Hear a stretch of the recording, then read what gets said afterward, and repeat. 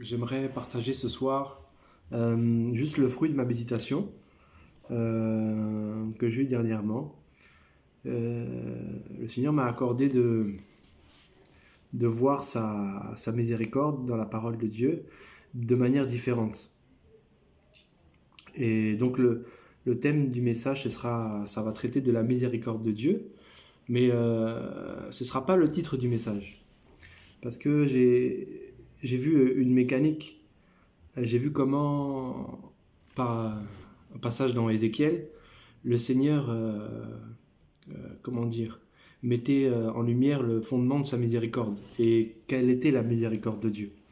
Donc ça c'est juste la petite introduction que je veux faire pour expliquer pourquoi je fais ce partage. Je vais d'abord reprendre des fondamentaux pour parler de la miséricorde de Dieu et donc pour parler de la mécanique et de ce que j'ai aperçu au travers de la méditation que j'ai eue, en prenant un passage vraiment important. D'ailleurs, ce passage-là, on pourra en parler des heures, tellement il est profond. C'est dans le livre de Colossiens, au chapitre 1 et au verset 16. Je vais lire le passage. Il est écrit « Car en lui, donc en Jésus-Christ, ont été créées toutes les choses qui sont dans les cieux et sur la terre, les visibles et les invisibles, trône, dignité, domination, autorité. Tout a été créé par lui et pour lui. Amen. » Donc là, dans ce passage, ce qui est vraiment magnifique, on voit que Jésus-Christ, qui est la parole de Dieu, c'est son nom, a tout créé et que tout a été créé pour lui. Donc il est le fondement, il est à l'origine de toute chose. Et quand on dit toute chose, on parle donc, et ce passage est très précis et vraiment une vraie bénédiction pour nous, il parle des choses visibles comme des choses qui sont invisibles. Et dans les invisibles, nous avons beaucoup de choses, certaines qui sont citées sur ici, trône, dignité, etc. Mais nous avons aussi d'autres quantités de choses qui sont invisibles, qui ne sont pas citées ici. Mais comme il est dit que tout a été créé pour lui et par lui, on peut comprendre que tout, c'est tout. Alors, dans le tout, il y a aussi les lois spirituelles. Quand je parle de lois spirituelles, je parle des lois de manière générale. Nous savons que dans le physique, dans le monde dans lequel on vit, le domaine physique, on est régi par la matière qui nous entoure. Nous sommes nous-mêmes faits de matière, notre corps est fait de matière, et ce monde, le monde dans lequel on vit, est régi par des lois. Ce sont des lois d'ailleurs que l'on découvre petit à petit. L'homme a découvert, durant son passage sur Terre, certaines de ces lois, et c'est ce qu'il a appelé d'ailleurs science. La science n'est rien d'autre que, en fait, la description des découvertes de l'homme, faites des lois qui ont déjà été préétablies et créées dès l'origine par Dieu. Donc en fait, l'homme n'a rien inventé du tout, mais l'homme découvre des choses que Dieu a déjà fondées dès même avant la fondation du monde. L'homme découvre des choses qui sont établies par Dieu. Donc le plus grand scientifique, c'est bien Dieu. Dieu qui a tout fondé et tout fait pour lui et par lui, nous montre que donc, les lois physiques qui nous entourent, les lois les plus primaires, la loi de la pesanteur, de l'aérodynamisme, il y a beaucoup de lois qu'on pourrait citer, des lois physiques, il y en a quantité. On voit que ces lois ont été créées toutes par Dieu. L'homme juste découvre ces lois et leur donne des noms. De la même manière que on pourrait dire Adam a découvert les animaux et leur a donné des noms. L'homme découvre des lois et leur donne des noms, mais ces lois ont été déjà au préalable créées par Dieu. Ces lois, elles sont physiques, donc elles sont aussi une image de d'autres lois qui sont spirituelles. Rappelons-nous que dans ce passage que je viens de citer, j'ai parlé des invisibles et des visibles. Donc en plus des visibles, il existe les invisibles. Donc il y a aussi des lois qui sont invisibles. Et ces lois qui sont invisibles, il y a des lois on parle de lois spirituelles, et dans ces lois spirituelles, on peut parler aussi de lois qui sont morales. Alors, pourquoi je parle de ça ? Parce que nous qui sommes sujets au physique, nous les hommes, nous avons nous sommes prompts, rapides à comprendre leur fonctionnement. Mais étonnamment, nous avons bien du mal avec les choses spirituelles et à comprendre leur fonctionnement. Nous qui sommes régis dans des lois physiques, nous comprenons que si nous lançons un objet en l'air, il finira par retomber. Nous comprenons ça même dès l'enfance. On lance une pomme et puis elle finit par tomber sur le sol. Et nous comprenons aussi que quelqu'un qui irait ouvrir la fenêtre et se lancer par-dessus bord comprend très bien qu'il va mettre fin à ses jours, il va mourir. Il y a un danger. Donc c'est pour ça que les hommes ne se jettent pas par les fenêtres. Ils ont compris qu'il y avait une loi, qu'il y avait sur Terre un noyau, la Terre est formée d'un noyau, et ce noyau attire avec une force les hommes contre le sol, ce qui fait que par la vitesse, l'homme finirait par tomber et mourir. Non, ça c'est une loi aussi que l'homme a découvert, qui existait encore une fois bien avant l'homme. Pourquoi je parle de tout ça ? Pourquoi je parle des lois spirituelles et des lois physiques ? Et tout à l'heure, je disais que je voulais parler de la miséricorde de Dieu. Qu'est-ce que je fais en train de parler de la loi de Dieu alors que je voulais parler de miséricorde ? Je vais m'expliquer. J'aimerais d'abord établir quelque chose de clair pour pouvoir comprendre le déroulé. En fait, j'ai compris dans la vie, moi-même, que tout ce qui a un début dans cette vie, tout ce qui a bien un début, a forcément une cause. Et d'ailleurs, c'est ce que les athées ont bien du mal à comprendre. Ou bien même s'ils l'ont compris, alors ils font preuve pour moi de folie ou de trop grande foi pour comprendre qu'en fait, rien a créé quelque chose.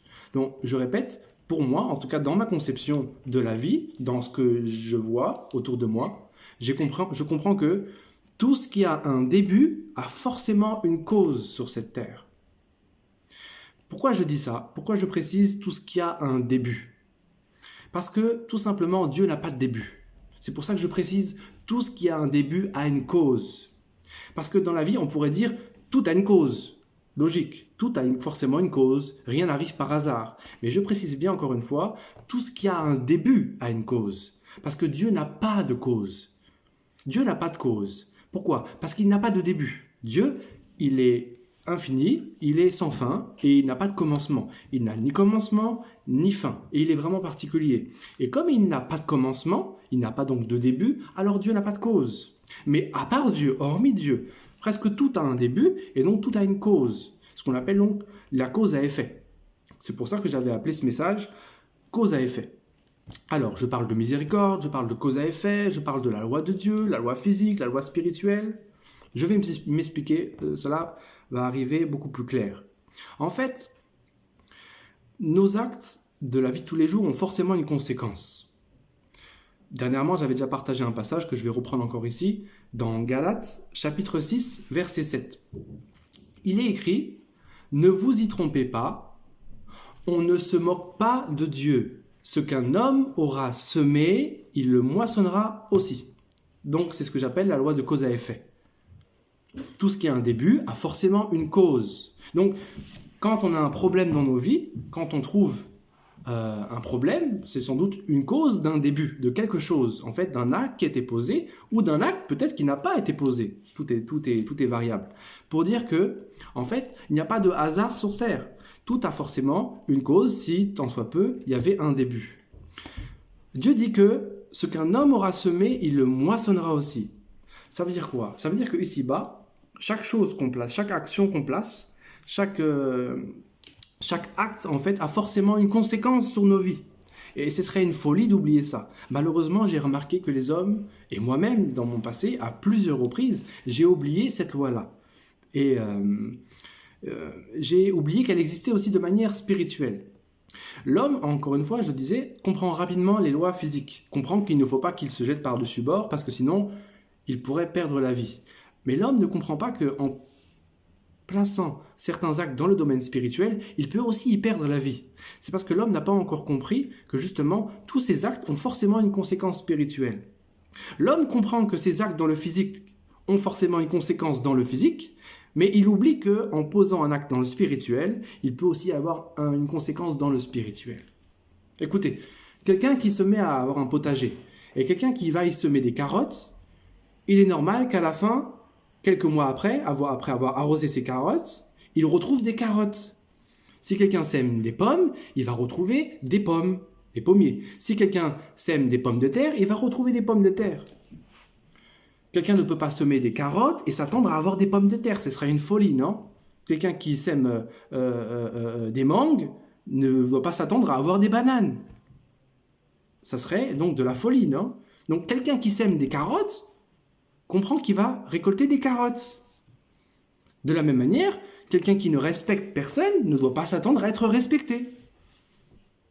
Mais il y en a, ne respectant personne, s'attendent quand même à être respectés. Vous voyez la folie? Et quand je parle de respect, c'est un exemple parmi tant d'autres.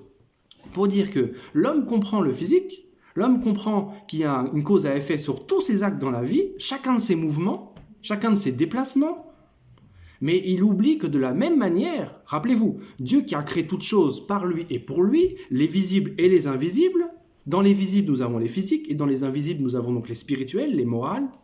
Si Dieu a créé toutes ces lois, nous sommes régis dans ce monde, fait de lois, fait qui a été créé par cette même parole. Cette parole a produit des lois physiques et des lois spirituelles. Nous voyons que, en posant certains actes physiques, nous avons certaines conséquences physiques, inexorablement. De la même manière, nous avons dans le spirituel, inexorablement, si nous posons certains actes, nous aurons aussi une conséquence. Maintenant que j'ai expliqué tout ça, je voudrais en revenir au thème principal qui est la miséricorde. Pourquoi je parle de miséricorde et pourquoi je parle des lois physiques et des lois spirituelles? Écoutez, dernièrement j'ai lu un passage, je vais vous le lire maintenant. Je lisais dans le livre d'Ézéchiel. Et cela se trouve au chapitre 9, verset 10. Il est écrit dans ce livre, Ézéchiel, je redis, au chapitre 9, verset 10. Il est écrit « Moi aussi, je serai sans pitié, et je n'aurai point de miséricorde. Je ferai retomber leurs œuvres sur leur tête. Je ferai retomber leurs œuvres sur leur tête. » Dieu dit ici qu'il sera sans pitié et qu'il n'aura pas de miséricorde. Il n'aura pas de miséricorde. Mais là, comme il n'a pas de miséricorde, qu'est-ce qui va se passer? Il va faire retomber leurs œuvres sur leur tête. Donc dans le contexte, il parle bien sûr à divers peuples, là il parle aux Israélites, mais dans la parole de Dieu, il y a bon nombre de passages qui parlent exactement de la même chose. Par exemple, si on prend juste la suite du même livre, je vais citer un passage similaire pour bien exposer l'idée. Dans Ézéchiel au chapitre 11, verset 21, il est écrit « Mais pour ceux dont le cœur se plaît à leurs idoles et à leurs abominations, je ferai retomber leurs œuvres sur leur tête, dit le Seigneur l'Éternel. » Donc Dieu dit que ceux qui se plaisent à leurs bêtises, ceux qui se plaisent à leurs idolâtries, ceux qui se plaisent à leurs péchés, ceux qui se plaisent à leur désobéissance, ceux qui se plaisent à leur vie de misère, à leur rébellion, Dieu dit qu'il va faire retomber leurs œuvres sur leur tête. Qu'est-ce que ça veut dire? Mais en fait, ça veut dire que avant que Dieu retire, avant que Dieu fasse retomber, avant que Dieu retire sa miséricorde, eh bien, les œuvres des hommes, les mauvaises œuvres des hommes, ne tombaient pas sur leur tête. Ça veut dire qu'il y a un moment donné dans nos vies, dans le spirituel, où Dieu nous accorde une miséricorde. Et qu'est-ce que c'est miséricorde? Cette miséricorde, c'est quoi? C'est la main de Dieu qui vient s'interposer entre le cause à effet spirituel. Ça veut dire quoi? Ça veut dire que si dans le physique, je lance une pomme en l'air, et que avant de retomber sur le sol, je prends ma main et j'attrape la pomme avant qu'elle tombe sur le sol, là je viens d'interférer avec une loi physique. Ma main a empêché la pomme de tomber sur le sol. La pomme devait tomber à terre, mais ma main physique a attrapé la pomme avant qu'elle tombe. Mais si ma main n'est pas présente, la pomme tombera sur le sol. C'est une loi physique permanente. De la même manière, certains de nos péchés qui doivent retomber sur nos têtes à cause de nos actes à nous, doivent tomber sur nous. Mais Dieu, dans sa miséricorde, met sa main de manière spirituelle. Quand je parle de main, c'est une image, mais vous m'avez compris. Dieu interfère et Dieu place sa main afin que le péché qui doit tomber sur nos têtes ne tombe pas sur nos têtes. Parce que Dieu est miséricordieux. Et la miséricorde de Dieu, en fait, c'est la main qui vient s'interposer. C'est la main qui vient attraper le péché avant qu'il ne tombe sur nos têtes. Et là, on voit dans Ézéchiel 9:10, « Moi aussi je serai sans pitié, et je n'aurai point de miséricorde. » Qu'est-ce que ça veut dire? Je ferai retomber leurs œuvres sur leur tête. Ça veut dire que là, Dieu, il va retirer sa main maintenant. Il y avait la main de Dieu, il y avait la miséricorde de Dieu, mais maintenant, Dieu retire sa main. Qu'est-ce qui se passe? Le péché de l'homme retombe sur sa tête. Ses propres bêtises, ses propres œuvres retombent sur lui-même. Donc on voit que quand un homme est puni, mais Dieu ne l'a même pas puni. Quand un homme fait une bêtise, dans le domaine moral, Dieu n'est pas là dans son trône à dire « Ah, celui-ci a fait une erreur, on va lui mettre 2 coups de fouet. Ah, celui-ci a péché, on va lui envoyer un éclair. » Non, non, non. Dieu ne pratique même pas cela. Dieu n'est même pas derrière ses punitions. La propre punition qu'on subit vient de nos propres péchés. C'est la conséquence de nos œuvres dans le spirituel. Quelqu'un qui sème les carottes dans le physique s'attend à recevoir des carottes. Quelqu'un qui sème certains péchés dans le spirituel aussi récoltera certains péchés et certaines conséquences de son péché dans le spirituel. Ce n'est pas une punition de Dieu. Ce sont des causes à effet spirituels.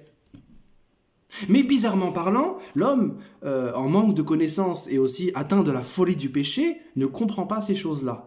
Ou bien est comme une sorte d'animal superstitieux. Je m'explique. Je reprends l'exemple basique, banal que je donnais dans le physique. Si j'ouvre la fenêtre et si je saute par la fenêtre, je ne vais pas m'attendre à rester en vie. Je sais très bien que la mort arrive. Mais bizarrement, l'homme, quand il pose certains actes dans le spirituel, il est comme en train d'espérer, peut-être que si j'ai fait ça, peut-être que si j'ai menti, peut-être qu'en désobéissant, peut-être qu'il ne m'arrivera rien. Peut-être qu'il y a un espoir pour moi. Mais non, il n'y a pas d'espoir. Si tu as fait certaines choses, il y a forcément une conséquence. Quel genre de superstition tu vas chercher par là? Si tu as menti, tu auras les répercussions de ton mensonge. Si tu voles, tu auras les répercussions de ton vol. Mais c'est tout à fait logique. Mais bizarrement, vous voyez, quand on parle de moralité et de spirituel, c'est comme si l'homme espérait que ces règles, ces lois ne fonctionnent pas. Mais Dieu a créé ces lois spirituelles et physiques. Physiquement, si tu sautes dehors, tu vas mourir. De la même manière, spirituellement, si tu fais certaines choses, tu vas aussi mourir. Ne t'attends pas à autre chose.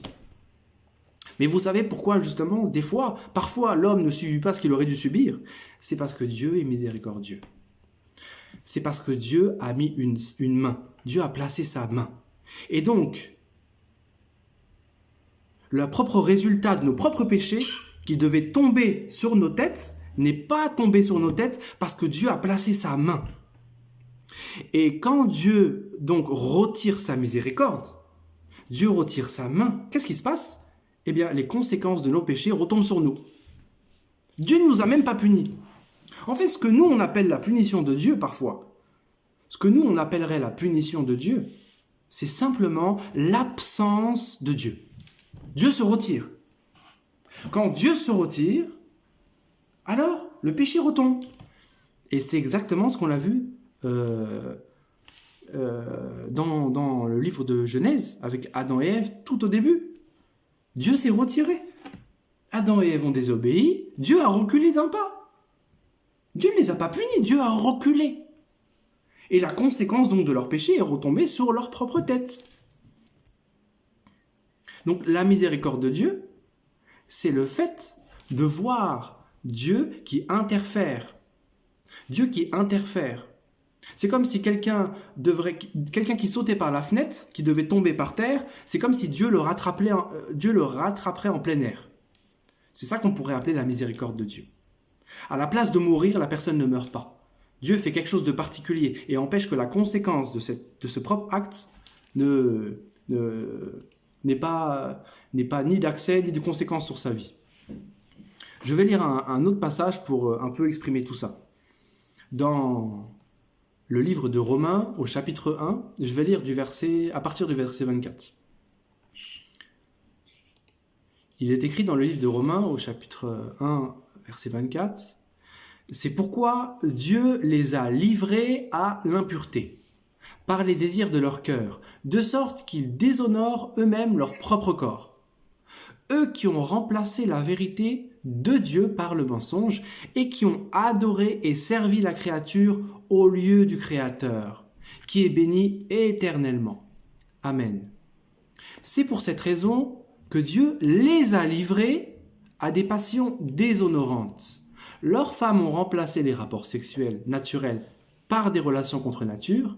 De même, les hommes ont abandonné les rapports naturels avec la femme et se sont enflammés dans leurs désirs les uns pour les autres.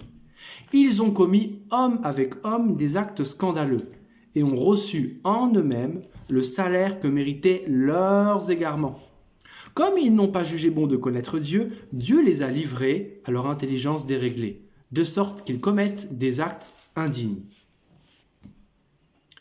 Vous voyez, dans ce passage-là, à plusieurs reprises, on a vraiment la définition de Dieu qui retire sa miséricorde. Au début, il est écrit « C'est pourquoi Dieu les a livrés à l'impureté ». Donc on voit que Dieu livre les hommes. Dieu les a livrés à l'impureté. Ça veut dire que Dieu retire sa main. Dieu les livre, Dieu livre les hommes. Mais Dieu livre les hommes à quoi? Au mal? Non, Dieu livre les hommes à leur propre penchant. Dieu livre les hommes à leur propre penchant, au propre désir de leur cœur. Dieu fait quoi encore? Dieu les a livrés à des passions déshonorantes. Donc Dieu livre les hommes à des passions déshonorantes. En fait, Dieu laisse l'homme aller là où il voulait aller. Ou encore, Dieu les a livrés à leur intelligence déréglée. Donc, les hommes veulent penser d'une manière, Dieu était miséricordieux un temps, mais au bout d'un moment, l'homme s'entête, Dieu voit que l'homme s'entête, Dieu retire sa main, Dieu ne punit pas l'homme. Dieu n'a pas puni l'homme ici. Dieu n'a puni à aucun moment l'homme. Dieu a laissé l'homme se livrer à ses propres convoitises. Dieu retire sa main et l'homme subit donc les conséquences de ses actes. En l'occurrence, ici, on parle d'actes abominables. Par exemple, il est écrit ici, ils ont reçu eux-mêmes le salaire que méritaient leurs égarements. C'est vraiment la bonne définition. On a la définition ici de quand Dieu retire sa miséricorde.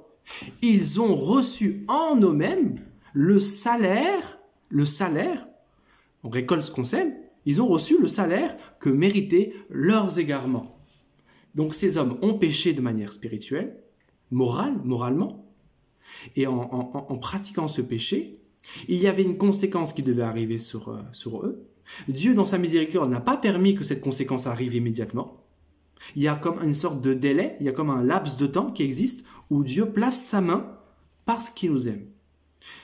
Et donc il fait miséricorde.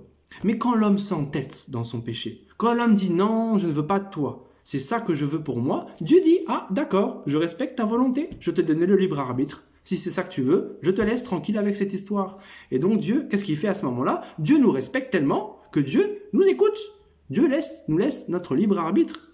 Donc Dieu se retire. Et comme Dieu se retire, la conséquence de nos propres œuvres retombe sur nous. C'est ça la miséricorde de Dieu. C'est ça aussi le retrait de la miséricorde de Dieu. Et c'est pour ça que, en fait, on pourrait dire que Dieu ne nous punit même pas.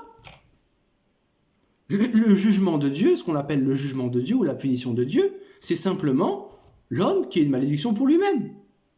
C'est simplement les propres actes de l'homme qui retombent sur lui-même. Donc, l'homme est une malédiction pour lui-même. Quand l'homme pratique certains actes, l'homme a sa juste rétribution. Dieu ne punit même pas l'homme. La seule chose que fait Dieu, en fait, quand on analyse bien tout ça, c'est être miséricordieux. C'est empêcher que nos propres actes retombent sur nous.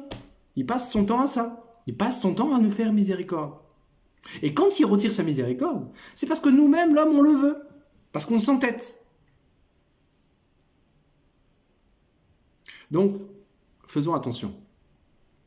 Ne jouons pas avec Dieu. Ne jouons pas avec la miséricorde de Dieu. Ne jouons pas avec la miséricorde de Dieu. Ne jouons pas avec les lois. Les lois ont été créées par Dieu. Les lois physiques, les lois spirituelles. Rappelez-vous, tout a été créé par lui et pour lui. Nous sommes régis dans ces lois. Nous vivons dans ces lois, qu'on le veuille ou non. Que ça nous plaise ou non. On est sous ces lois, physiques et spirituelles. Si tu veux faire certaines choses, et que tu sais qu'il y a un mal à ça, et que tu espères t'en tirer quand même, écoute, sache que ça s'appelle la folie. Si tu sautes par la fenêtre et que tu penses que tu vas espérer encore vivre, écoute, ça s'appelle la folie. Si tu pratiques certaines choses dans ta vie que Dieu t'a demandé d'arrêter, si tu ne fais pas certaines choses que Dieu t'a demandé de faire, sache que tu es en train de contrevenir à la loi de Dieu. Sache que ça s'appelle la folie. Maintenant, il y a un degré de connaissance, il y a un degré de conscience dans tout ça. Et c'est là que vient la miséricorde de Dieu. Dieu sait que nous sommes des enfants et que nous grandissons pas à pas, à notre rythme, chacun, et nous ne comprenons pas toujours ces choses. C'est pour ça que Dieu place sa miséricorde sur l'homme. Mais quand l'homme a conscience de ce qu'il fait, quand l'homme a conscience de sa désobéissance, quand l'homme a conscience de son chemin, c'est là que Dieu retire sa miséricorde. Dans le passage que j'ai cité dans Ézéchiel, c'est là que Dieu a retiré sa miséricorde. L'homme avait conscience de sa désobéissance. Dieu est parti. Dans le passage de Romains, les hommes ont conscience de leurs abominations. Dieu n'en peut plus d'attendre. Dieu ne les punit même pas. Dieu retire sa main. Vous voyez, c'est ça la miséricorde de Dieu. La miséricorde de Dieu, c'est le fait que Dieu ne fasse pas retomber sur l'homme ce qu'il mérite. La grâce, quant à elle, est différente. La grâce a une plus-value. La grâce, c'est un ajout. Quand on voit le passage, vous savez, qui me venait en tête tout à l'heure, c'est que la loi est venue par Moïse et la grâce est venue par Jésus-Christ. C'est vrai que quand on lit l'Ancien Testament, la Torah, quand on lit tous ces textes que nous avons, Dieu parle essentiellement et uniquement de miséricorde. Pourquoi ? Parce que Dieu est patient. C'est le temps de la patience. Jésus n'est pas encore arrivé. Jésus existe, on l'a vu. Tout a été créé par lui et pour lui. Mais il n'a pas fait son apparition sur cette terre, officielle. Et donc, Dieu connaît ce temps. Et Dieu attend. Et comme Dieu attend, Dieu est patient. Et comme Dieu est patient, Dieu fait miséricorde. C'est pour ça qu'on parle de miséricorde dans les textes qu'on appelle communément l'Ancien Testament. Mais maintenant que Jésus est présent, nous avons plus que la miséricorde. Nous avons la grâce de Dieu. Et la grâce de Dieu, c'est un ajout. C'est une puissance. La miséricorde, c'est le fait de ne pas être puni pour ce qu'on mérite d'être puni. Alors que la grâce, en fait, c'est le fait d'avoir quelque chose en plus. D'avoir une vie supplémentaire. D'avoir quelque chose qu'on ne mérite même pas. En plus de ne pas subir ce qu'on devait subir, Dieu rajoute encore plus et nous donne quelque chose en plus. Gratuitement, sans mérite. La grâce de Dieu. Il nous donne bien sûr Jésus-Christ. Et c'est pour ça que quand on lit ce passage, je vais le lire, chercher, dans Romains chapitre 3, dans Romains au chapitre 3, au verset 21. Il est écrit « Mais maintenant, sans la loi est manifestée la justice de Dieu, à laquelle rendent témoignage la loi et les prophètes. » Justice de Dieu par la foi en Jésus-Christ, pour tous ceux qui croient, il n'y a point de distinction. Car tous sont péchés et sont privés de la gloire de Dieu, et sont gratuitement justifiés par sa grâce par le moyen de la rédemption qui est en Jésus-Christ. C'est lui que Dieu a destiné par son sang à être pour ceux qui croiraient victimes propitiatoires, afin de montrer sa justice, parce qu'il avait laissé impunis les péchés commis auparavant au temps de sa patience. Afin, dis-je, de montrer sa justice dans le temps présent, de manière à être juste tout en justifiant celui qui est à la foi en Jésus. Je relis le verset 25.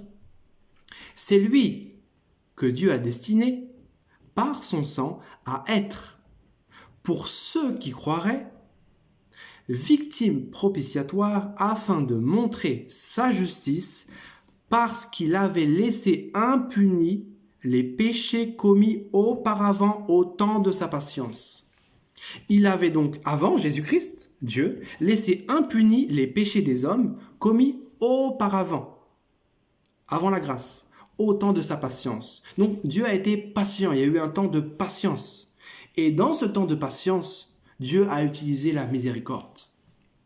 C'est-à-dire, il a placé sa main entre les actes et les conséquences.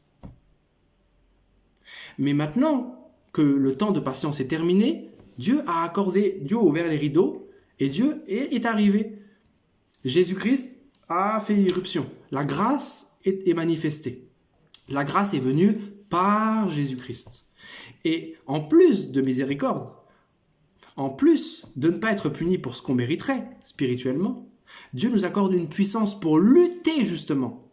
Une puissance, une réelle puissance en nous pour pouvoir lutter contre les choses, contre les effets des actes que nous posons. Pour plus être dans ce process conséquence acte spirituel, Dieu nous donne une puissance pour survoler ça, pour ne plus poser d'actes dont les conséquences pourraient nous tuer. Et voilà en fait la grande différence entre la grâce et la miséricorde. Mais ce message n'est pas là pour montrer la conséquence, pour faire l'apologie ou la différence entre la grâce et la miséricorde. Je voulais juste surtout vraiment mettre en phase, enfin pour ma part, ce que j'ai compris dans ce passage en fait d'Ézéchiel. Mais ce passage d'Ézéchiel que j'ai cité, on le retrouve partout dans toute la Bible, dans bien des livres, de la même manière. À de nombreuses reprises, on voit que Dieu fait retomber les œuvres des hommes sur leur propre tête. Donc on comprend que, en fait, par là, Dieu, à un certain moment, à un certain temps, ne fait pas retomber les œuvres des hommes sur leur tête. Et quand on comprend ça, on comprend beaucoup. On comprend à quel point Dieu est fidèle à sa parole. On comprend, en fait, à quel point tout ce qui a vraiment un début, à la fin, aura un effet. Tout ce qui a un début a une cause, et tout ce qui a une cause a un effet. Et on comprend pourquoi, vraiment, tout ce qu'on sème, on le récoltera. Maintenant, le fait est que des fois, on ne récolte pas immédiatement quelque chose. On ne récolte pas immédiatement quelque chose, et à cause de ça, les hommes pensent justement pouvoir des fois s'en tirer à bon escient. Les gens pensent pouvoir s'échapper. Parce que la conséquence de leurs propres actes, qui sont obscurs, mauvais, cachés, je ne parle pas des bonnes choses, des bonnes œuvres ici, ce soir je parle exclusivement du mal, les choses qui sont cachées, on les pratique parfois. Et comme les conséquences, comme la punition ne vient pas tout de suite, on pense s'en tirer à bon compte. On pense que, j'ai posé tel acte, je n'ai pas eu la conséquence, donc en fait il n'y a pas de problème avec cette histoire. Il n'y a pas de loi de cause à effet ici. Or, il y en a une. La seule différence, c'est que quand il n'y a pas encore la conséquence, sachez que la miséricorde de Dieu est présente en fait. La main de Dieu est présente. Les briques qui doivent tomber sur ta tête, les briques, le feu qui s'est accumulé au-dessus de ta tête, il doit tomber sur ta tête à cause de la loi de cause à effet. Parce que tu as transgressé une loi spirituelle, tu as transgressé une loi morale, quelle qu'elle soit, il doit avoir des conséquences, indéniablement. La seule raison pour laquelle ce n'est pas encore tombé sur ta tête, sache que c'est parce que tu as un Dieu miséricordieux qui a mis sa main. Mais il se pourrait que si tu t'entêtes, Dieu retire sa main. Et là, les conséquences retomberont sur toi. Ce moment-là, tu ne pourras pas dire que Dieu est mauvais, Dieu est méchant. Parce que Dieu n'aura rien fait de mal dans cette histoire. Dieu aura juste retiré sa main et Dieu aura permis que tu récoltes ce que toi-même tu as semé.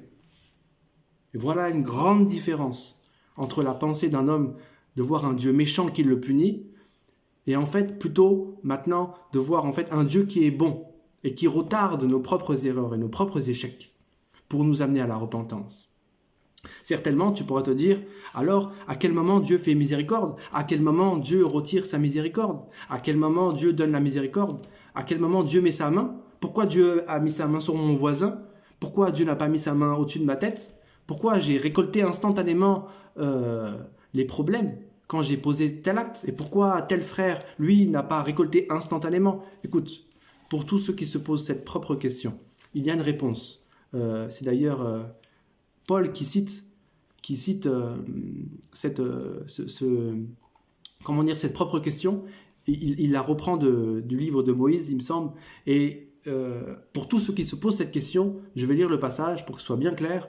Dans Romains 9, il est dit « Je ferai grâce à qui je veux faire grâce, et j'aurai compassion de qui je veux avoir compassion. » Donc Dieu fait miséricorde à qui il veut faire miséricorde, et quand il veut faire miséricorde. C'est son problème, c'est son histoire, c'est pas la nôtre.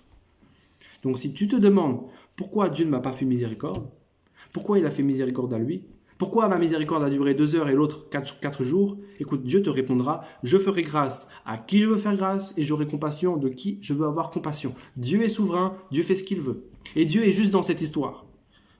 Dieu, quand il retire sa miséricorde, il est juste. Parce que quand il retire sa miséricorde, en fait, sache qu'il permet une loi de cause à effet qu'il avait créée de toute éternité. Donc Dieu n'a pas transgressé sa loi en retirant sa miséricorde.